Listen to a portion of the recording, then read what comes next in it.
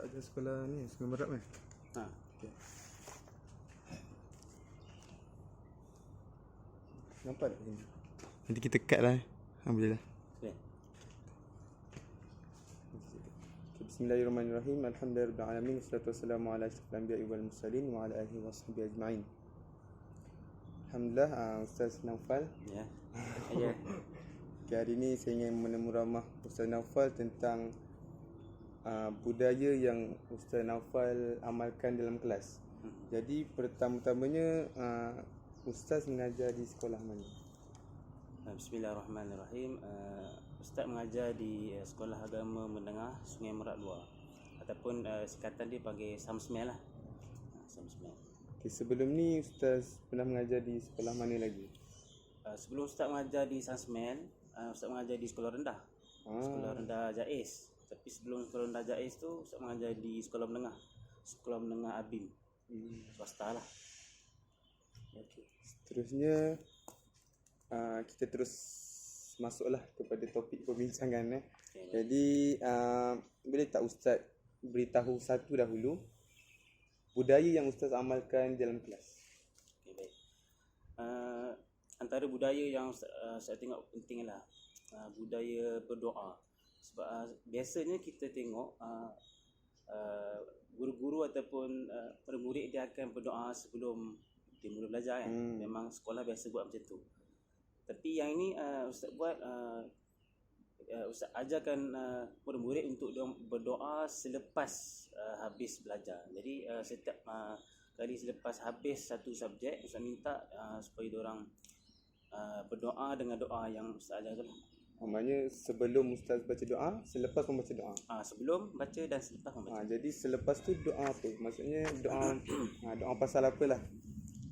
Nak Ustaz bacakan ke macam mana? Boleh bacakan. Doa tu sebenarnya kita minta supaya Allah Ta'ala jagalah segala apa yang murid dah belajar dan bacalah. Doa dia Allah Bismillahirrahmanirrahim. Allahumma inna nastaudi'uka ma qara'nahu wa ma hafaznahu fardudhu ilaina inda hajatina wa la tunsinahu ya rabbal alamin. Maksud dia saya ajarkan untuk murid-murid baca, wahai Tuhan kami, sesungguhnya kami meminta penyimpanan. Kami minta Engkau simpankan apa yang kami dah baca, apa yang kami telah hafal, dan pulangkan semula kepada kami ketika kami perlukan, ketika kami berhajat kepadanya. Dan jangan Engkau lupakan kami apa yang telah Engkau simpankan tadi.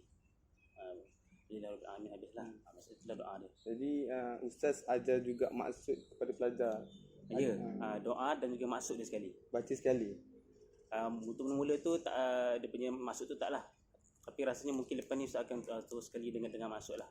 Sebab biasanya bila dia budak-budak ni, murid ni, bila dia mula-mula dia akan baca dia ingat maksud. Tapi bila dah lama-lama dia akan baca kat mulut je. Maksud tu dia dah hilang lah. Kita lah sikit lah. Betul juga. Lepas tu nak tanya, berapa lama diorang boleh hafal? Maksudnya sekali kelas dah hafal ke, dah berapa hari kelas dah hafal ke, macam mana? Sekali kelas, alhamdulillah setakat yang sabar ni sekali kelas je. Sebab sekali baca, besoknya diorang dah boleh bacalah ramai. Ustaz, doa tu dalam berlagu ke, macam mendata ke, macam mana? Baca je. Baca macam doa maksudnya biasa lah. Ustaz tulis kat bawah putih. Siapa yang macam rasa susah nak hafal, dia akan tulis dan lepas tu baca ramai-ramai. Okey. Maksudnya diorang baca, diorang nampak lah. Okay. Lepas tu penerimaan pelajar. Apa, bila Ustaz ajar tu kan benda baru kan. Jadi respon diorang macam mana? Diorang pun maksudnya tak ada masalah, sebab kita memang dah biasakan murid ini dengan berdoa. Bila ada sesuatu tu kita berdoa. Jadi cuma kita tambahkan lagi. Mudah-mudahan lah kita dengan usaha tu dia akan jadi, budak-budak ni dia akan lebih baik lah. Dari segi kesan pada pelajar, ada tak Ustaz nampak mereka dah berubah sedikit ke? Ada penambahbaikan daripada? Sebenarnya salah satu sebab kita nak bagi diorang doa tu sebenarnya supaya diorang ni bersedia. Lepas kadang bila dah habis belajar, dia macam dah kelang kabut semua kan. Lepas tu dah salah habis kan. Jadi bila sebelum cikgu lain nak masuk, jadi sebelum nak masuk tu kita dah tutup dengan doa. Jadi diorang pun macam dah ready. Cikgu yang lain masuk dia pun macam tenang je. Macam lah. salah satu dia macam tu lah, kita nak jaga supaya murid ini sentiasa bersedia. Dan yang kedua, kesan secara fizikal tu wallahualam lah, kita pun tak tahu apa benda yang kita buat yang menyebabkan murid ini jadi baik. Mungkinlah tu salah satu usaha dia lah. Kita pun tak tahu lah. Mungkin kalau kita konsisten kita akan dapat sesuatu, tapi mungkin ada yang kita tak nampak. Kita pun tak tahulah yang mana yang kesan besar Itu lah. yang last sekali lah, cabaran. Ada ke cabaran Ustaz nak membudayakan benda ni? Ada tak cabaran yang Ustaz hadapi daripada kalangan pelajar sendiri? Mungkin daripada kalangan sekolah, ada respon daripada guru-guru lain, apa respon dia orang juga?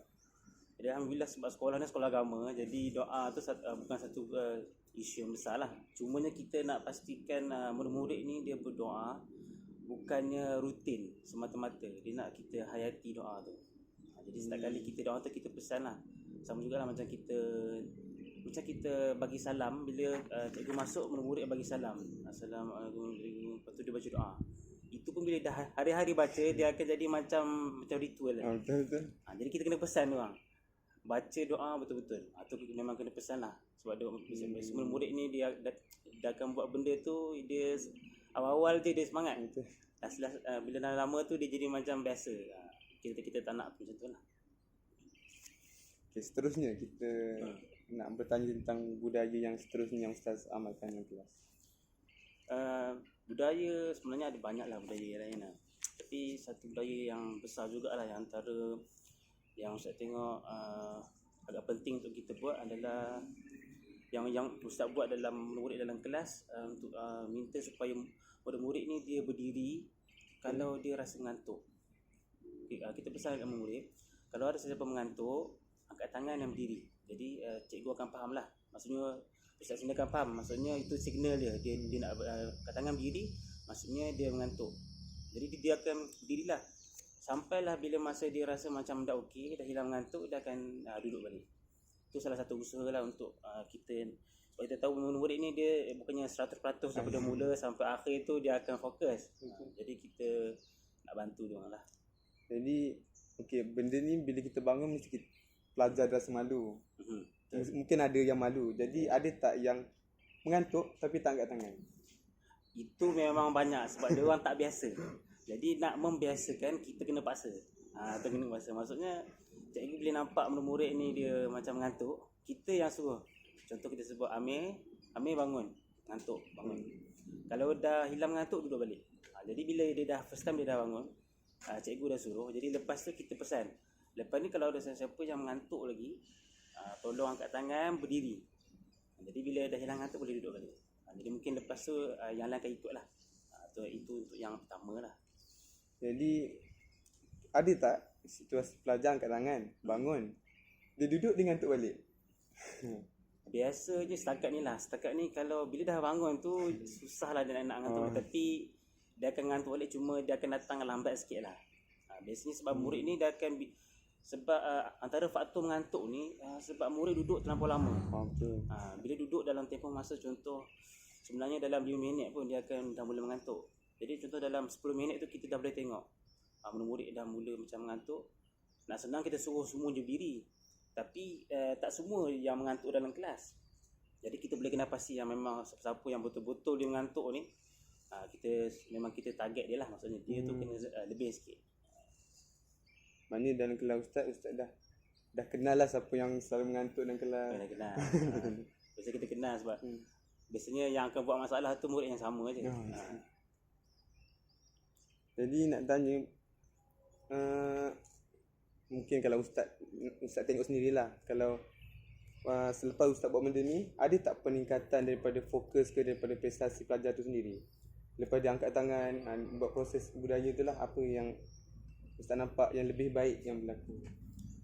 Mungkin nak sebut secara jelas tu susah sikit lah, sebab kita bukannya ada dengan diorang daripada awal pagi kan sampai habis. Kita cuma ada dalam kelas. Jadi kita cuma boleh tengok berdasarkan dia punya kerja dia lah. Kerja yang kalau kita bagi kerja, kita tengok dia ni faham ke tak faham. Kalau kita tengok dia ni kurang faham, mungkin ada dua kemungkinan lah. Satu, sebab dia memang jenis yang lambat, ataupun dia tak dapat dalam kelas. Jadi bila tak dapat dalam kelas ni lah kita buat usaha untuk dia bangun tu. Kalau macam pelajar-pelajar yang lemah ni, biasanya dia memang susah sikit nak belajar lah. bukannya sebab dia mengantuk tu. Mengantuk tu faktor yang kedua lah. Kalau macam murid-murid yang okey ni, kalau dia macam dia lemah ni, kalau kita tengok, kalau dia faktor mengantuk tu, kita boleh nampak kesan ni lah. Mungkin dia punya kerja tu mungkin siap banyak, siap cepat. Lepas tu dia faham banyak, macam tu lah. So ustaz ada tanya tak mungkin pelajar ni selalu mengantuk? Mungkin ustaz tanya, ada tak soalan ustaz tanya, kenapa mengantuk? Kenapa selalu mengantuk? Macam tahun lepas, macam tahun ni belum lagi lah, sebab kita baru start sekolah kan. Macam tahun lepas kita tanya lah murid ni, kenapa bila dalam kelas dia memang suka tidur. Dia mengantuk lah, mengantuk betul tidur. Bukan kelas kita je, tapi kelas lain pun sama. Jadi kita pun tanya lah kenapa selalu mengantuk ni. Dia pun tak boleh nak jawab kenapa dia mengantuk. Nak kata dia sebab dia duduk luar. Sebab biasanya pelajar-pelajar yang luar ni jaranglah dia mengantuk dalam kelas. Kalau kita buat kajian ke apa, memang yang mengantuk ni biasa yang duduk asrama. Biasalah asrama ni bangun pagi, lepas tu dia kena buat macam-macam kan, sampailah malam kan. Tapi kalau pelajar luar ni dia lebih bebas sikit, dia tak ada peraturan macam kat asrama. Jadi macam itulah. Sebab ada seorang murid perempuan, dia bagi tahu, tahun lepas saya asrama, saya asyik mengantuk dalam kelas. Tapi tahun ni saya tak mengantuk sebab saya dah keluar dari asrama. Mungkin itulah. Kalau dah asrama, faktor dia banyak aktiviti. Dia mungkin sebab dia bangun awal tu. Antara dia nak bangun awal, lepas tu dia dah tak boleh tidur. Aktiviti sekolah pagi, petang ada kumpul semua lah. Habis sampai malam baru boleh rehat gitu lah. Itulah menyebabkan dia orang penat sikit lah. So yang seterusnya, ada tak cabaran? Maksudnya ialah mungkin cikgu, cabaran dan respon daripada cikgu-cikgu lain. Adakah benda ni dipandang baik atau sebaliknya?